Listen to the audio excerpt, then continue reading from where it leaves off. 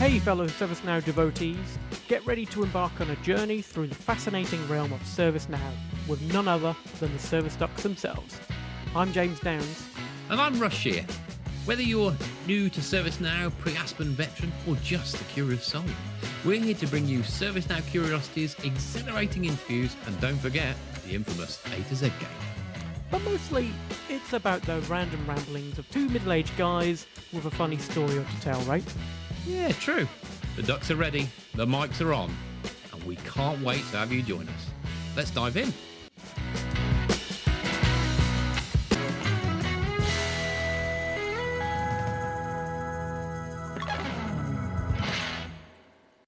Welcome back to the Service Ducks podcast. As usual, we have Russ and myself, James, and today we are joined by none other than Scott Gamble. Welcome, Scott, to the Service Ducks podcast. Welcome. Hi, Russ. Hi, James. Thanks very much for having me today. It's really a pleasure to be on here. I was nagging Russ for ages to get on here, so really happy that he finally accepted my invite and I'm part of the clan. That's it. We gave in. That's it. We gave in. Do you know what? We've got this, I've just noticed on Riverside, right? We've got this media button that when you were doing that intro, I was desperately trying to click and find a fanfare. And I think we should do that next time. I'm going to edit that in. We'll do a fanfare. When we introduce stuff, we'll get a proper soundboard. That's it. Some topical. I interrupted. We'll start to sound professional soon. I'm good at that. I'm sorry, James. Carry on. That's all right. That's all good. Now, we've been doing a little bit of digging to just find out a little bit about your past. And, per your LinkedIn, we're seeing that your current title is Principal, is it? And the ITSM space at ServiceNow. I don't know if you can just talk us through what you currently do at ServiceNow and, just give us a bit of background, I guess.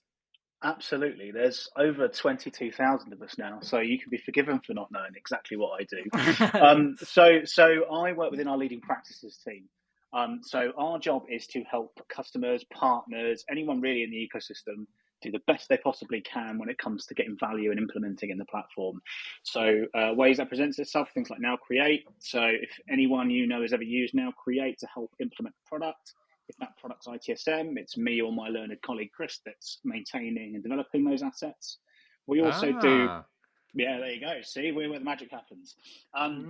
We also do a lot of industry outreach. So I've been at a couple of events in the last couple of weeks. The Service Desk Institute conference called Spark 23, the National DevOps Conference, really just trying to get the message out, not only that we're here to help, but also to advocate for good implementation practices in the platform. So you mentioned Now Create, and I know Russ, you've been involved in a few things with Now Create in the past, haven't you? Yeah, well, when you were talking, then I was furiously writing notes, going, "Oh, I want to talk about that. I want to talk about that." Yeah, I did. Oh God, I can't remember. I think that's where we connected, isn't it? Actually, yeah. I did a Zoom call, kind of like a celebration call with ServiceNow. I don't need to put a pound in the jar for saying ServiceNow, do I? No, you don't. Only partner names. Yep. It's our rules. Why am I asking? But yeah, it was a celebration of I think it was 1 million asset downloads. And I've not spoken about this actually, but yeah, I was asked to come and do a bit of a talk on why, or not why, but how I use Now Create and how it's helped in the past. So I went on and did that. So I'm a massive advocate of Now Create. How does that journey work? So you're part of the team that maintains the assets in there. So where do you get the information from? Is that people feed it into you? Do you make it up? How does that work? So and then we'll get back on topic. So we kind of sit on the fence, right, between what our product teams. We work really closely with the product team developing the products themselves. We work really closely with our implementation partners. So we're thinking, partners, consultants, our own in-house expert services professional service team. So we're trying to kind of work that two-way conversation between them. So on the one hand, we're taking product information from where it's innovating and working out how we're going to give guidance to help you implement that. I'm going to say the dirty word already, Gen AI, right? That's one that's coming out. Now Assist is the one that's everyone's talking about. Yes. Right? So we have to make sure that partners, center of excellence customers, all that kind of stuff are ready to go. But to the same extent, we've got to have the feedback the other way. So as you guys do more of it and you say, hey, Scott, actually, we're finding that we're having to make this decision quite a lot when we're implementing. Not only do we feed that back into our assets and content so that gets better, and you don't have to ask that question a second time, we also pass that question through to our product teams to go, well, when you're enhancing and changing that product in future, how can we avoid this question coming up in the first place? Yeah, absolutely. So okay. a good analogy of that would be, when there's something we have to tick a box, and every time you do an implementation, you say, we're always going to tick this, you go to the customer, we're always going to tick this box, right? Why don't we just make sure that box is always ticked in the first place? And that's kind of where we are. Yeah. How do you sorry, go on, you go. I was just about to explain, because I forgot to explain what Now Create is. If anyone's listening to this that doesn't know where it is, where have you been? And there's a great YouTube video out there actually that explains a bit more what it is. Not from me. No, it is from me. But no, from a techie point of view, it's I guess, let me sum this up for people. From I'm a techie.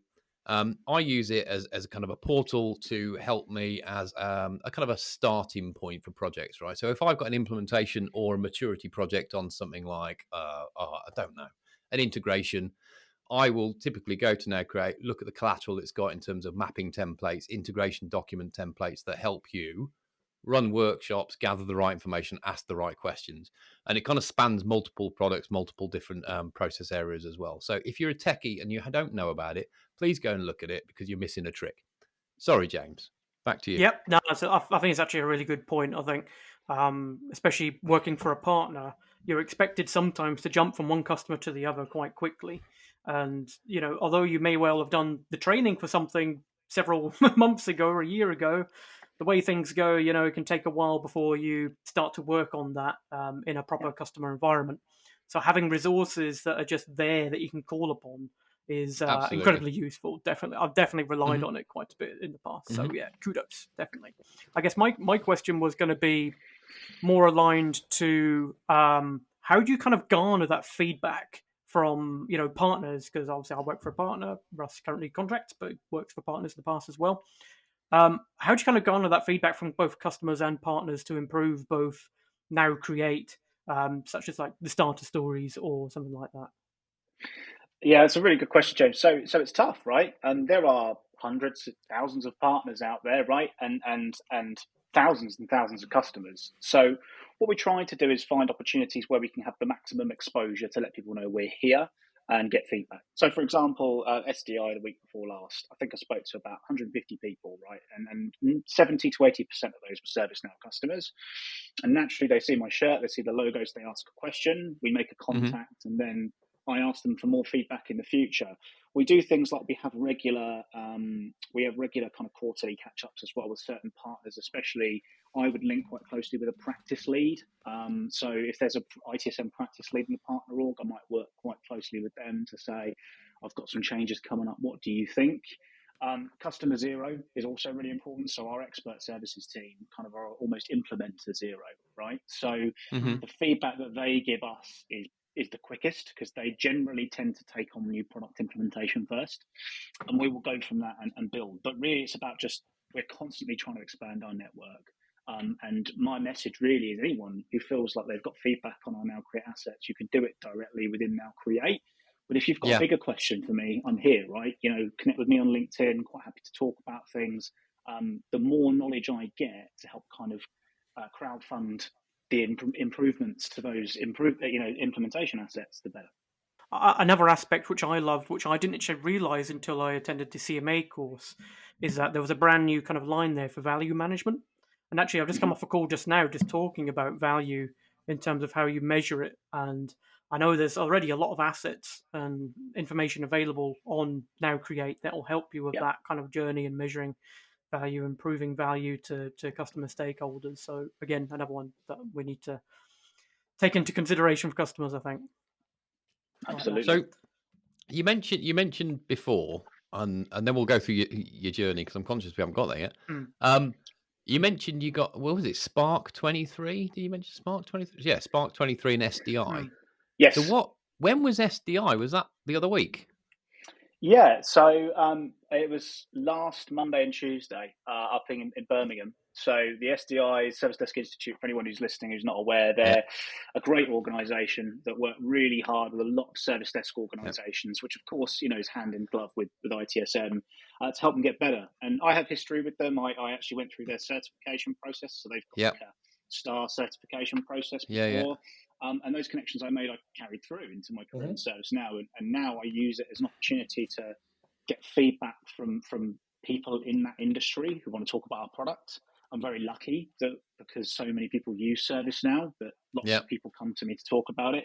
But also, I get to be able to show them what's changing and how things are going to be adjusting in their world. I mean, the service desk role is going to change like nothing else has ever changed before, really, in the next 5 or 6 years. We've got questions on this. We've can't got wait to talk questions on this. So SDI being an event, it's a couple of day events where you go and do you man the stalls? Do you do man the stalls? It's not a market.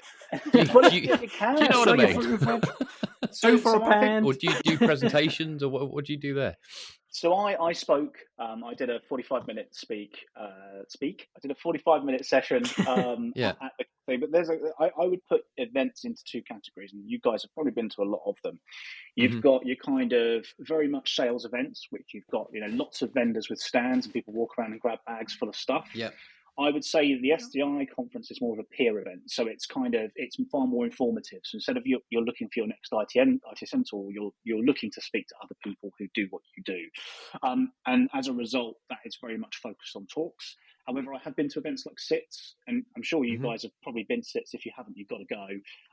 That's where all the vendors go and drop all their swag, and you go round and we've done talks there as well. But I'd say there's the kind of 2 main events, both of them equally valuable, because you can speak to 150 people, 200 people on a day, and you just don't get that feedback. You can't arrange that many meetings with customers in a day, right? Yeah, so to get that raw feedback, it's super useful.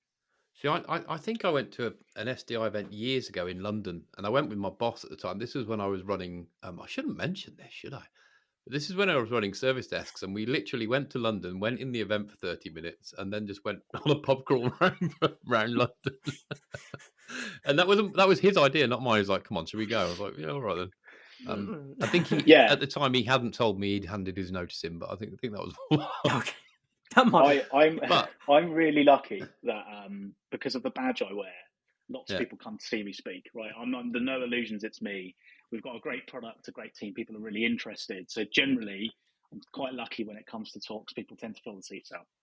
Yeah, so I you've actually enthused me to look for the next one. So I went to the World Forum, CreatorCon and World Forum last week.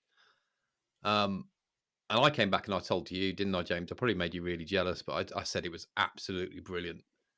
In terms of, did I learn much that I didn't know about Gen AI? No, but the networking side of it was absolutely fantastic. So I think I need to start. I came back thinking I need to go to more of these events. I need to go out more. I need to get out of the house. I need to get out of this office.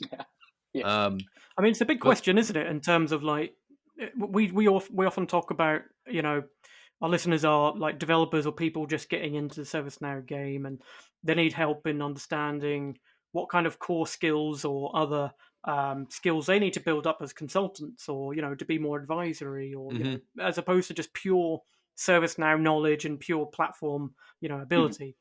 And I've not even thought about it. Going to, like you said, Russ, going to SDI and going learning from others as well, and networking outside of this kind of like ServiceNow community. Is that something that you would advise, Scott? Like just going out there and having a look and see what others are doing, or is there value in doing that as maybe someone who's a developer, or someone who works as an architect, absolutely, or any kind of role in ServiceNow? So being very frank, something that being part of ServiceNow, I have to be very conscious of is not becoming completely absorbed with the product that we deliver and we sell, right? Yeah. We have to be in tune with the wider world out there, and things are changing, and we are very good at what we do, and I'm passionate about that, but there are things other people do better, right? And the only way we're going to innovate as an organization is if we're learning from them. So anyone who's involved in the ecosystem, I would strongly recommend that you step out of that whenever you can and just get your ear to the ground to see what's actually going on in industry and what's changing. We think of the wider space. We've got people who are seeing something like Gen AI, and we talk about disruptive technology all the time, but you guys know as well as I do, this is truly very disruptive, right? And people are thinking, what's my job going to look like in 12 months' time? Right? If you're just watching ServiceNow content all the time, you might not see that. So it's really important to look at the wider space and industry, and something that we are really passionate about doing to make sure we keep our finger on the pulse of what's going on outside. Yeah. I guess what I'll just touch on now is that obviously that's where you are today and what you've done, and Mhm. fantastic for taking us through that as well. Are you able to kind of talk about your journey? We've seen that you have this. You may have started from a service desk kind of experience. Can you talk to your journey to how you got to where you are today? Yeah, absolutely. And so my start of my experience with ServiceNow started with frustration and anger and hatred for it. Okay. Now, before you cut that out and get me sacked, I'm gonna take you through exactly why that's the case. So, when I was at university, I studied digital music, so kind of a bit of technology, a bit of music, nothing to do with where I am. Well, kind of is to do where I am now, but that's a different story. I was working in a contact center in the financial services industry. And this place, because it was financial services, it was very locked down and you weren't allowed to have a phone, right? And I was sat there in the contact center doing nights, earning a bit of money to pay through university. And one Oh day I yes, was we've sat been in the, there. yeah, right. Yeah. One day I was sat in the contact center doing my job, and this guy walks into the room. And he's got a mobile phone, and no one is allowed a mobile phone. Even the top guys are not allowed a mobile phone. I looked at him, and I was like, whatever job that guy does, I want that job because he gets to walk around with a phone. So I asked him, I said, what do you do? And he said, I work on the service desk, I work within the IT team. So from then I was like, I want to be a service desk guy. Oh So, yes. so, so just because, think of all the glamour, right? Yeah. Oh yeah. And I applied for a job on the service desk and I got it, right? And my mission when I was on the service desk was to be the best possible ticket logger I could be. That was my Hmm. mission when I started. I wanted to log 1,000 tickets a month. And we were using a different tool at the time. And I became a wizard at that tool. I knew all the keyboard shortcuts. I knew where to click to do everything. And then all of a sudden, one day my manager came along and said, oh, we're moving to a new tool. It's called ServiceNow. It's on the web now. It's not an application. Here's the link. We start on Monday. Right, that was the enablement we got. And I just remember thinking, what am I going to do now? This is my secret sauce. I know exactly how to use everything in this tool, and I'm really good at it. It's what makes me good at my job. Hmm. And then all of a sudden I started using ServiceNow, and I don't know where anything is. I don't know how I'm going to be effective in this tool. And as you guys will know from having similar backgrounds and experiences, it didn't take long for you to realize, actually, this is really good. I can Yeah. do Yeah. things a lot quicker Yeah. in this tool than I ever had before, and I'm so much more productive. I'm actually spending more time thinking about my customer than thinking about being good at what I'm doing in my tool.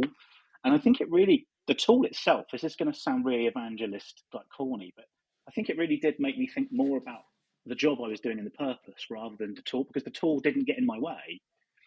And it was uninvasive in a way that made me focus on being really good as a service desk analyst. Hmm. And from then on, really, I wanted to be attached to anything to do with ServiceNow. So I attached myself to projects in that organization. I then moved around a couple of places and made sure I was attached to it there.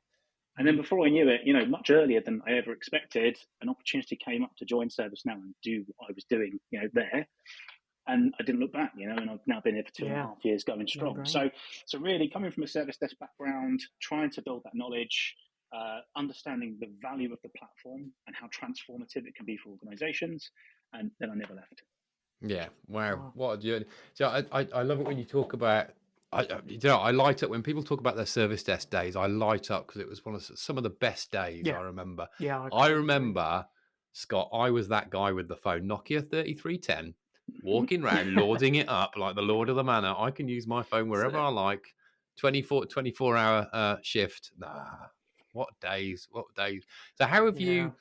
So here's a question then.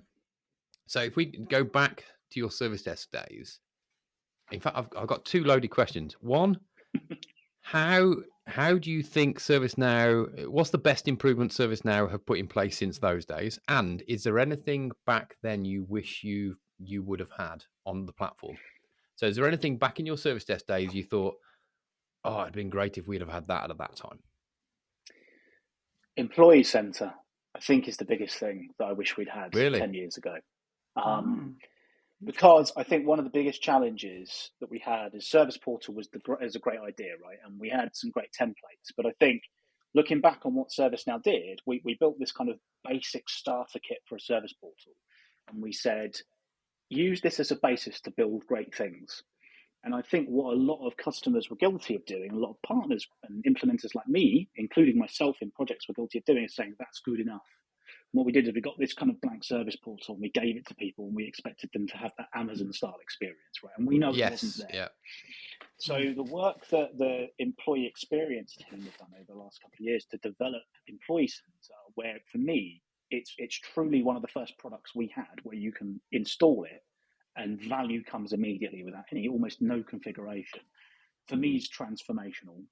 I think it really has taken us multiple steps forward in making people's lives easier when using ServiceNow and interacting with it. And quite often the portal's someone's first experience with software, right? If we'd had that 10 years ago, I think we'd be on the path to 50 billion by now because I think it's just so transformative. Yeah.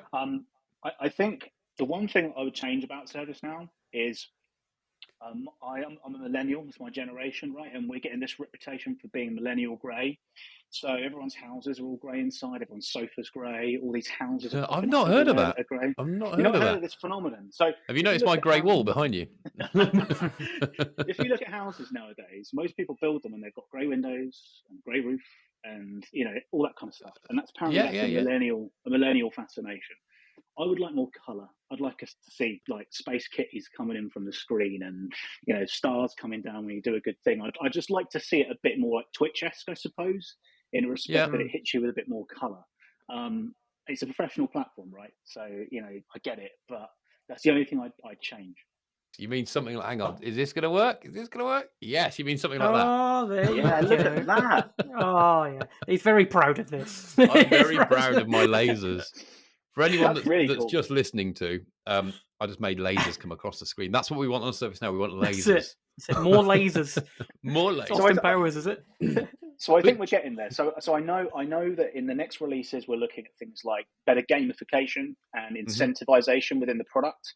So I think that's going to get us some way towards that. But yeah, a little bit more shiny and lasers would be great.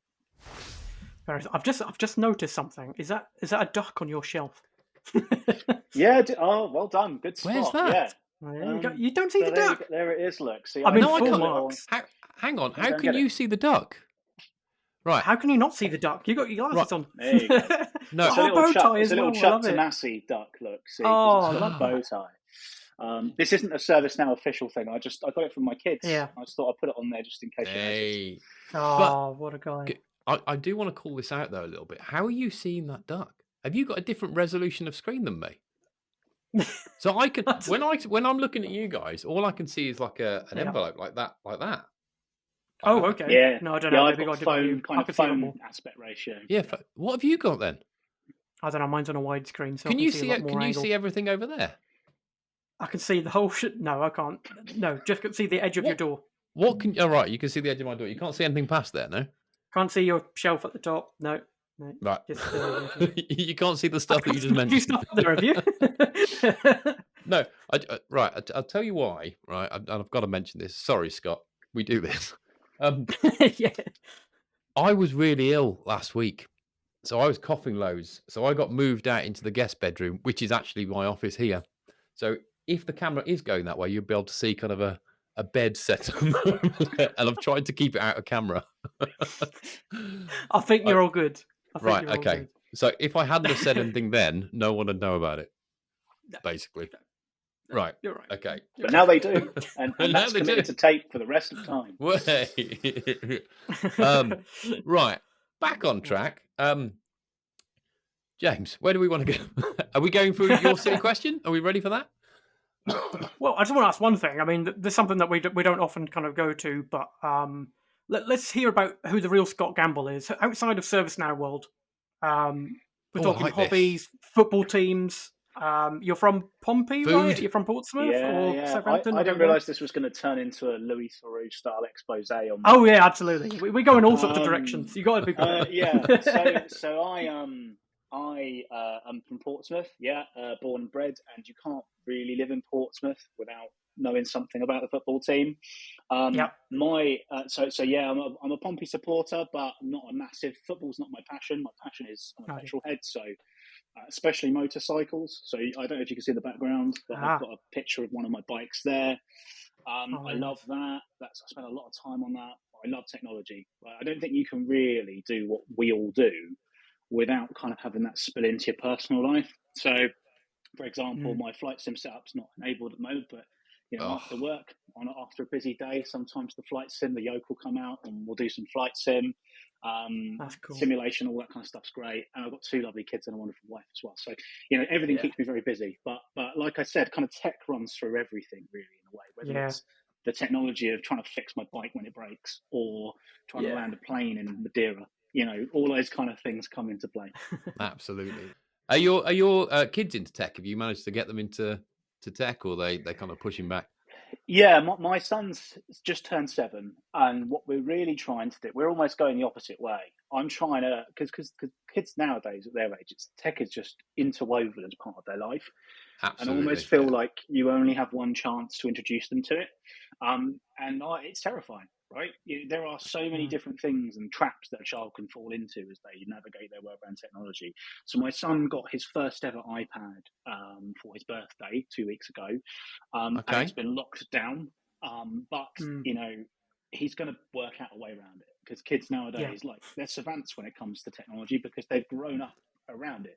So we're trying to protect him from certain things. Like, we know that things like Roblox, probably not a great product, but we can't put this on the podcast. But that things of like course we Roblox, can. we're shut down because Yes. because Yeah, that's like an open world thing. yeah, And Mm. trying to really get them to have a thirst for knowledge on using technology to get knowledge rather than to entertain. That's the only yeah, thing I yeah. would say, is the key thing Mm. we're trying to do. How can they use it to learn rather than using it as a tool just to, play Yeah, games all day? it's difficult. Have they got have you got a Switch? So I used to have a Switch. I now have a Steam Yeah. Deck, and the Steam Deck is a bit too advanced for them to get their way around. But we do have, Mm. which I bought, which is crazy, right? I bought it like a couple of months ago. I bought a Wii because I Right. thought we haven't got a Switch at home, but Wii's Yeah, are yeah. really cheap, Yeah. and the kids don't care that Yeah. the graphics aren't the Yep, latest, We did yep, the yep, same yep, yep. thing. and they love that. Really? See, Mm. Yeah. we went Switch. So I this was a few Christmases before. I think this might have been pre-COVID. I can't remember. It might have even been COVID, but I remember, like every bloke in the world, my wife does all the Christmas shopping, right? All the Christmas shopping, and she just says to me last minute, "Oh, you need to get the kids something," right? So I do what everyone would do, and I just throw a load of money and I swoop in with a Switch. So she'd spent all Yeah, year buying all these little yeah, intricate, Yeah. thoughtful things, Yeah. and I steam in. I buy this Here's the Switch, thing you're which really going goes to down. care about. Boom! yeah, It was literally the hit present, much to my wife's annoyance at the time, right? yes, But it it's great because I get to compete and beat them at Mario Kart. I'm absolutely undefeated. I do not take it easy on them at all. No. But it's fantastic. But it's great that they can, they play online play, interact with their friends, which I think is part of modern age, right? Rather than, we used to go around your bikes and knock for people to come out and play. And these days they Mm. just sit on computer games and play like that. So it's great for that. But I think sometimes it can be a bit overwhelming for them. We have yeah, the challenge where we're having to put time boundaries. You've got yeah. an hour today. Shut down. That's it. Absolutely, but they're developing skills that, when they come into the workforce, and bringing it back onto the boring subject of work again. But when they come into the workforce, they are going to be profoundly different to us because they're Oh, already, tech will be done, it'll be mastered. They'll Yeah. know that. So what will their tech be? What set us apart from other people in our careers yeah. is that we knew how to use tech to our advantage. Everyone's going to know how to do that. So what's going to be their tech? So Yeah. just to bring it again, just keep on topic there. So you mentioned James mentioned it before, and we did see a post that you put about what will the service desk look like in 2030. So Mm. I'm not going to ask you to kind of relive your Mm. presentation, but just in a summary, where do you think the service desk's going in the next 5 years? The key message that I wanted to relay with the talk that I did was that it's already changing. It's changing exponentially, and that's not. I don't mean that as a cliche. It's genuinely things that were normal 6 months ago are now behind the times. And if you aren't preparing your teams for the fact their jobs are going to be completely different, you are doing them a disservice. That's it in a nutshell, right? And practically, what I mean by that is you have people at the moment in the service desk who are known for crafting really great emails with customers. We Yeah, know that within the next year, no one will write emails anymore. That sounds crazy, doesn't it? But why would they, right? yeah, Because yeah. it's going to be generated for them. Sure, you're going to have human checkpoints and you're going to have people quality checking that content. But the person on your service desk that's known for writing the best emails at times of crisis is no longer going to need that skill. So what skill are you going to train them for? We saw it in when we did like virtual agent and we started doing machine learning. We saw it to a lesser degree. Something I'd always say to customers when implementing virtual agent is treat it like a new member of your service desk and get a member of your existing service desk to train it like they're a new team member. And that concept was quite foreign. A lot of companies didn't get that, if I'm honest. But that's not the case for Gen AI. You don't need any training. Gen AI just builds itself, right? So as a result, people are going to use it and they're going to take advantage of it. So the concept of what a service desk needs to survive has to be different. And I'm asking people at the moment, what do you think is going to be the unique value of your service desk when a lot of the functions you do today aren't there anymore?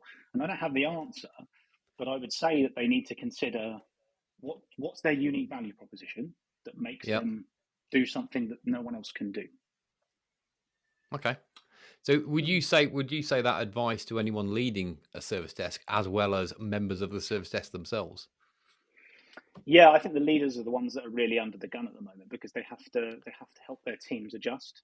And I think a conversation you had on one of your previous sessions, I think you were talking about how skills are changing and people that are coming into the workforce are different now. They're coming with different skills. What's the career path for a service desk analyst now? Because I've talked to a lot of service desk managers over the last year, and the number one skill that they need now is customer service, because they're dealing with multiple interactions at once now. So they've got a couple of live chat conversations, tickets going on. They're becoming far more like contact center agents, right? So the service desk person who wants to be technical, move into networks or move into desktop support or whatever it might be, what's their path now? And I don't think we have the answer, because I think a lot of people are skipping the queue. And again, you talked about this on a previous podcast, is that people are coming out of university with programming skills, DevOps skills, and they're going into those roles, not the guys on the service desk. So what are they going to do next? I don't know what the answer is, by the way, right? I think that some service desks are going to go down the route of they're going to become more enterprise service management and they will run like contact centers. Others will find other routes to be closer to DevOps teams and closer to product teams. It's interesting. I mean, does it entirely depend on your audience as well, in terms of, I remember doing lots of kind of different stats and KPIs, and just understanding how your customers are actually reaching you today, whether it's through phone, email, portal. It used to be always, let's try and turn off email, let's get them to the portal and doing self-service. I mean, how much is that, is the phones going to disappear? Is it going to be no longer a kind of human element? It's going to just go, you're going to talk to a robot and it's fine because it kind of sounds like a human. I don't know whether there is still people that just, I just prefer to speak to a human, stop putting me through a robot. Really? I think, so you've got a million people that are thought leaders on AI that are going to tell you how this is going to go. My view on this is that human interaction will become purely optional and at the point of need. So as a millennial, like we talked about earlier, if I can get through an entire customer service interaction without talking to a human, that's my heaven, right? I don't want to have to speak to anybody to get something done. Whereas if I have a complaint or my sentiment comes into it, I want a connection with the person. And we're at quite a unique time where we've got 4 generations in our workforce, and the oldest generation is growing by proportion. So we're seeing more people in that kind of older baby boomers, closer to retirement generation than we ever have, because they're working longer. So their necessity, their threshold for human interaction will be lower. And, people that are coming through now, Gen Zers, will be higher. So how do you go in AI, how do you pick up when a customer doesn't want an automated response, and that might be through some sort of sentiment analysis, and then get them to a human for a human-on-human conversation as soon as possible? I think that's going to be the key, and service desks that can master that relationship will probably have the greatest success. Yeah, I've done a lot of work in like the public sector, and especially like speaking to like doctors and nurses, where they almost want you to understand the empathy.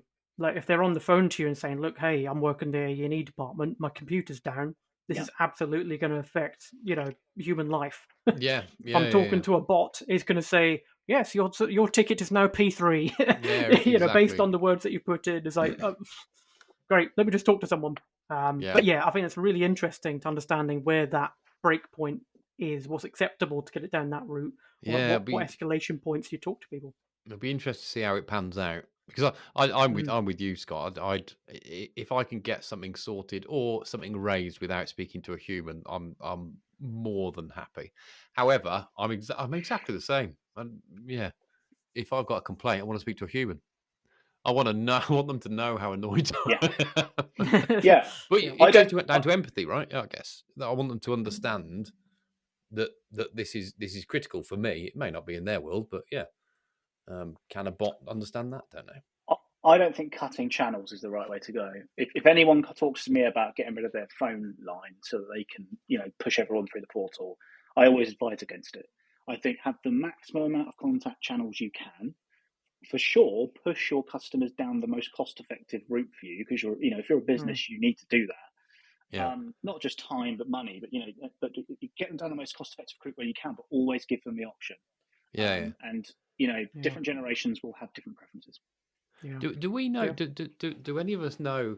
So when I was back in the service desk and used to run service desks, the phone was a huge channel, right? And it used to make up a large percentage of the contacts.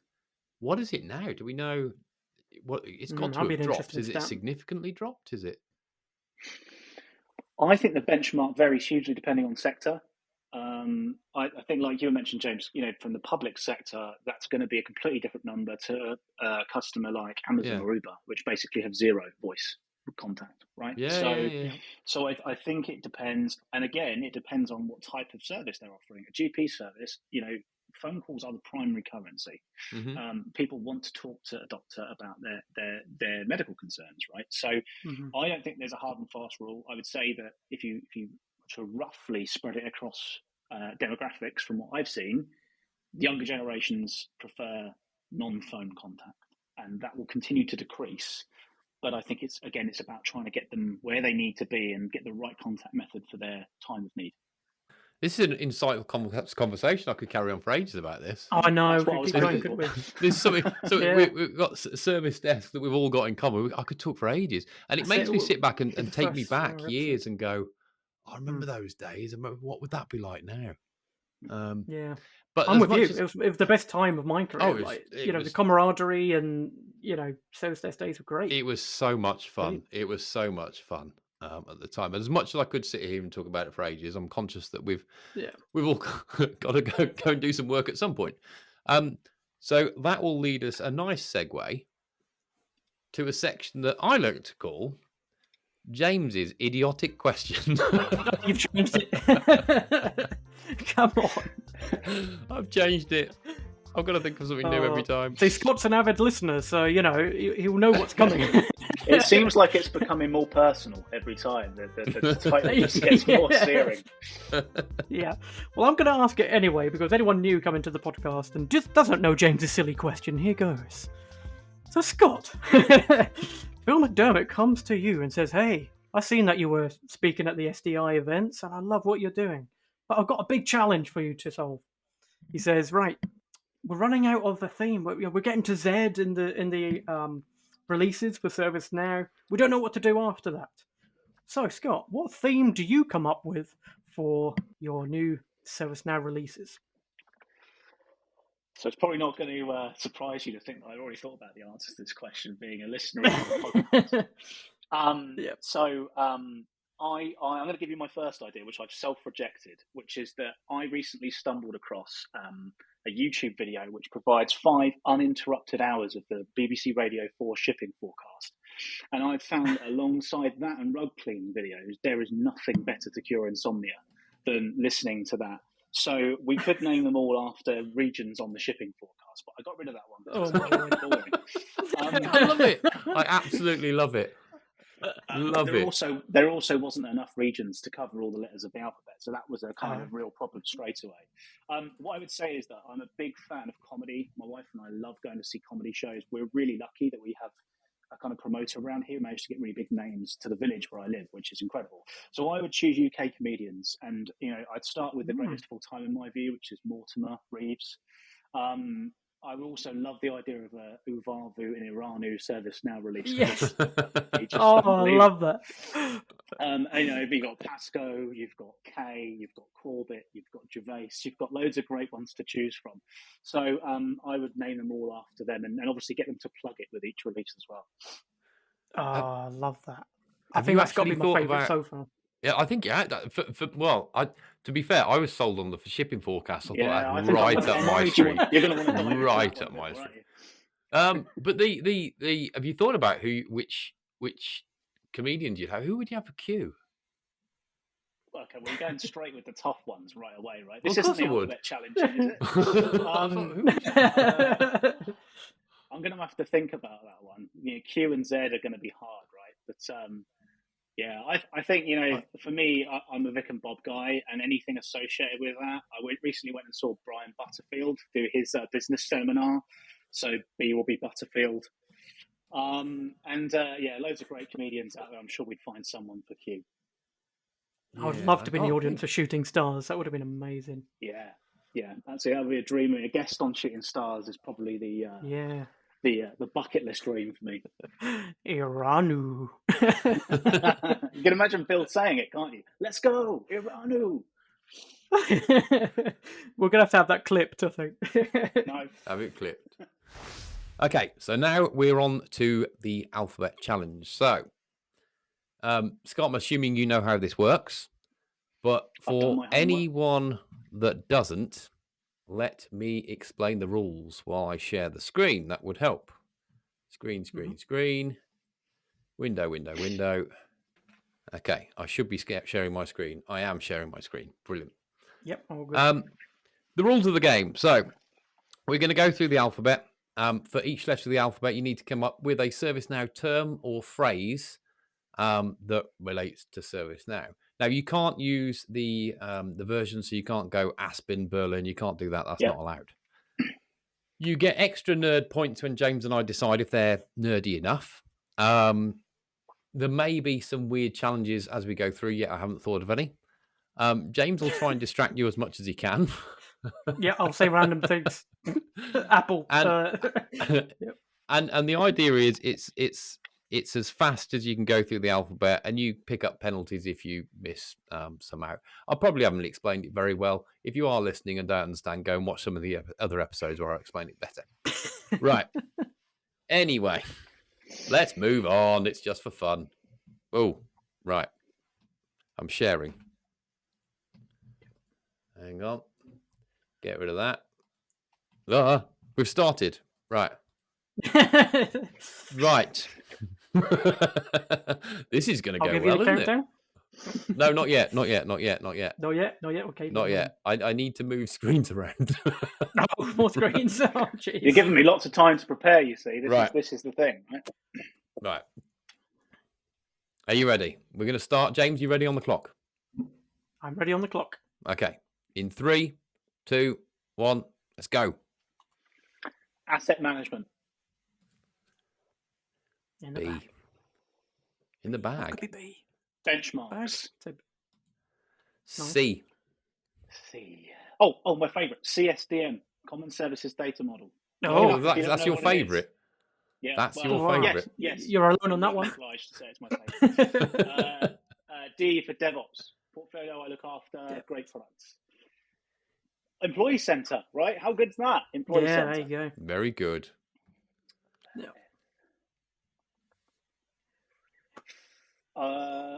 Fred Luddy, our founder. Oh, that's a great show. That is a good shout. I'm going to give. No one's had that either. We'll give extra points for that. Yeah, that's what I like. I'm not going to get any nerd points, so that's a relief. My colleague Verity manages this portfolio's governance, risk, and compliance. Very nice, very nice. Powering through these. It starts quick, doesn't it, Russ? Every single time it goes. It always starts quick. You suddenly come up to certain letters. You're like, yeah. Do you know what? I can't actually see it. I can't see you guys on screen at the minute, and I'm scared to change the screens. That's all right. There's a lot of scratching of heads, and you'll have to narrate for me. HR service delivery. Go for it. Can I have that one? Is that all right? Fine. Yeah. Accepted. I, implementation. Use Now Create if you want to improve the quality and value realization of your implementation. Nice Nice time plug back there, to nice plug. earlier segment. Nice. Right, J. J is super hard because I've got Jakarta in my head and I know I can't use it, but I can't get Jakarta out of my head. There's no stopping you getting it in your head. You can pass for 10 seconds penalty. Yeah. Use them wisely. Okay. You only So if I allowed 3 spend more now. than 10 Nice seconds good. on one, I should pass, right? You should. Well, maybe, yeah. Well, it depends. You could go 12 J. and then come up with something. Can I have JavaScript? Yes, you can. Yeah, that's fine. Yeah. K for... Can't use it. Not like Kingston. Keyboard shortcuts. My favourite one, Control Command I, impersonate user, or Control Alt I if you're a Windows user. I Didn't even know that.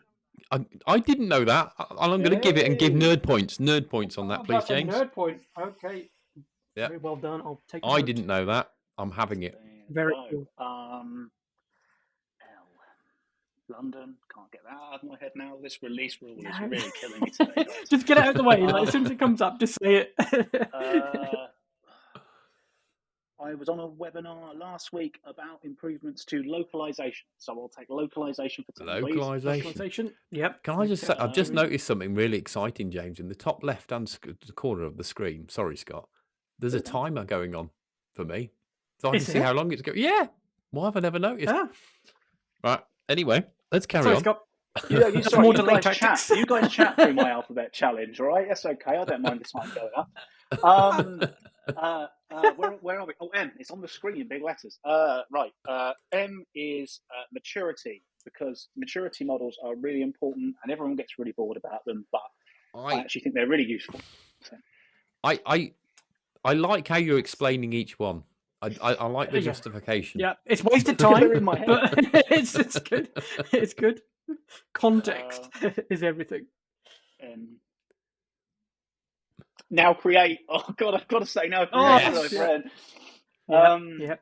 Okay. Oh dear. Can't have oh dear. Did I tell you, James, as well? When I saw Chuck last week, he told me that they used this at the Dallas Dev Meetup, the Alphabet Challenge. We've gone international. They didn't. No, we didn't get royalties. We've charged him for it. Right. I'm going to say OT, but I've got to justify that by saying what it stands for, and it stands for Operational Technology Management. Yeah. Which is Internet of Things and all that kind of stuff. It's a very under-known part of our portfolio. Anyone who runs a business where there's lots of IoT should look at it because it's great. Absolutely. P. Can I have project? Is that good enough? Yeah, you can. Yeah. Management. Yep. Absolutely. Quebec. Oh, I was about to click. I was about to click it then. Why was I didn't do that? Yeah, you're going to accept Quebec. I was, yeah. So I'm trying to trick you now. I'm going to pass Q because it's too hard for me. Pressure's on. Oh, one pass. Okay. Yep. For me, this morning we were talking about Rise Up, how we've got well over halfway on our way to getting 1 million new people involved in the ServiceNow platform. I'm part of a Next Gen as a mentor, and Next Gen's just the most amazing program. So anyone who doesn't know about Next Gen, go and look it up. Boom. S for Scott, which can't count, although I do work for ServiceNow.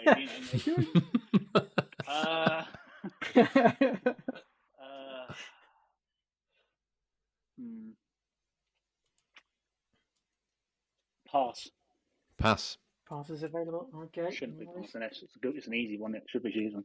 T for TACO, Training Enablement Certification. I work very closely with those guys. Like it. They are great. I've got a question, James. Are you saying pass or pass? Pass. Pass. I'm not. You're a pass person, are you? Yeah, but I thought you were from Scotland, didn't you? Isn't it? Isn't it? But... Right, you're wasting Scott's time. I can't see you. I don't know what's going on. Because recently we talked about adding user criteria for change models. So now if you're using change models in change management, you can create user criteria, which is a really cool feature. Like it. V is for value stream management, which is a core part of this whole DevOps world, and we're exploding with loads of new products in Washington for that. Well, I'm not going to become a walking advert, but look it up, it's great. You don't know. We talked about workforce optimization. We talked about gamification, which is coming into workforce optimization in Washington. Nice. Cool. Watch out for that. I think it's called Applaud, but don't quote me on that. Subject to change. X. Now, I've got XLAs in my head, but I don't think you can have that because I don't think that's anything really a product within ServiceNow. So I'm going to pass X because I don't think I'm going to get that. Passing on X. Ooh. Oh, this is the hard one. This is the one that everyone gets stuck on. See, now, I was going to use Y-axis, but I know that's been used on a podcast before, and I don't want to repeat it, so I'm going to think about something else. Fair play.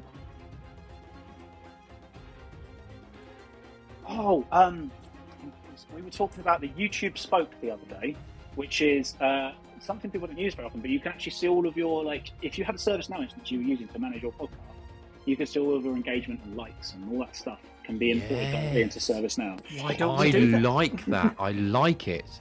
We don't have our own. In fact, actually, Scott, we don't have our own instance, but we would love one. If only we knew someone that worked at ServiceNow. Developer.servicenow.com. Come on, guys. Free instances. Right. Z is. There's only one I'm ever going to do for this, and it's ZBoot. It's got to be ZBoot. Right? Yeah, got to be ZBoot. The one that we finish with. Right? Stop the clock. Stop the clock. Okay. That was stressful. You did great. You did much better than we did last Christmas when we started. Was I actually sharing all that, by the way? Was I sharing? Yeah, you were all good. Right. We had it because I couldn't see you at all. So I want to put a mention in here, James. Right? I've got to say, I think you're right in terms of nerd points. There weren't many nerd points. There were a couple. But I loved the justification after every single one. It was a proper sales pitch after every single one. I loved it. I feel like I should go and investigate. I think we all learned something in that. I do. I want to go and see what Now Create is. I'm going to have a look. And the YouTube Spoke. So I think we need to give extra points somehow. Yeah, shortcuts. Yep. Extra points for learning, please. You can make them up. Yes. Okay. Whatever that means. Well, I'll tell you what your time was plus the passes, and then we'll completely make up what we take off for that because of nerd points. Yeah, absolutely. We'll orchestrate it so you're roughly at the top. Yeah. I like that. Okay, so the time to beat, by the way, Scott, was 5 minutes 19 seconds, and that was Justin Loftus, who did a really good job. I mean, he's just a fountain of knowledge. You can just go blah blah blah blah blah, and we'll just go through it. I don't think he talks like that. No, not quite. He may have taken offence to that. That's fine. I have massive respect for Y-axis. That was. I think you were unfair on him. I think that was a really good one for Y. So I thought it must be good, right? Do you know what happened on that? My audio cut out, so I was actually being the voice of reason, and James was disagreeing. What you didn't hear is me going, "Please give him more, and you didn't.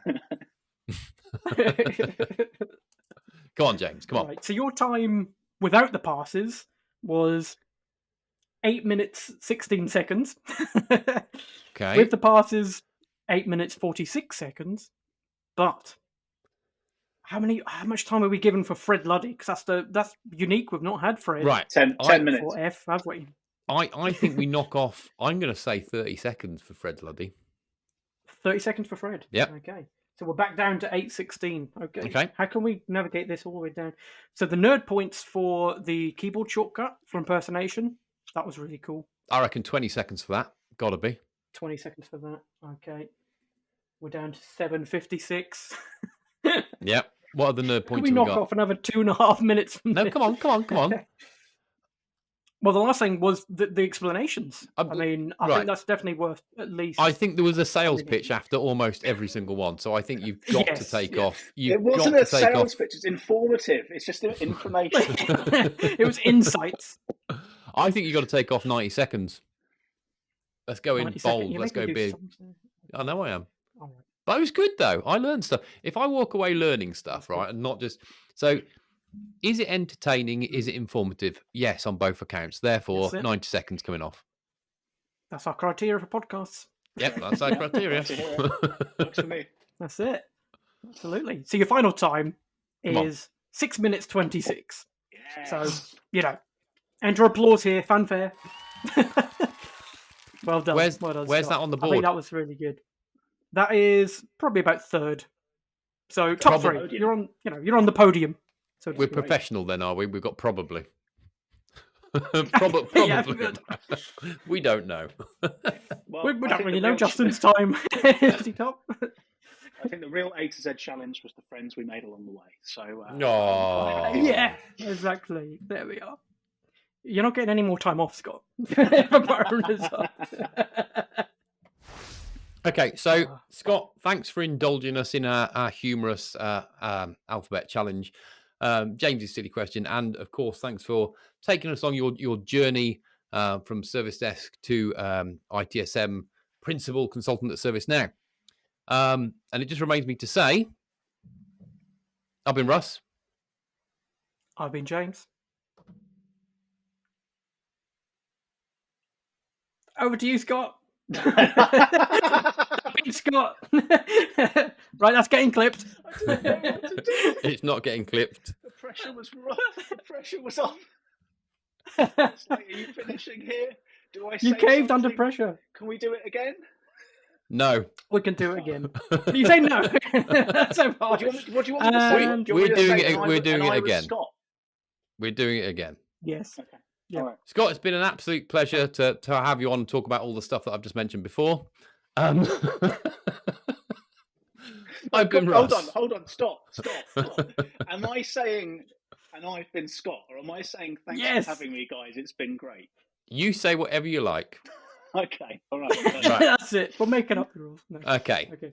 Hang on. Let me start again. Take 3. Adjust. Scott, it's been an absolute pleasure having you on, indulging us with the alphabet challenge, talking to us about James's silly question, of course, your journey throughout ServiceNow, as well as some service desk tidbits along the way. Just remains me to say, I've been Russ. Sorry. You said titbits. Right. Okay. Thanks for listening, everyone. We'll see you again next time.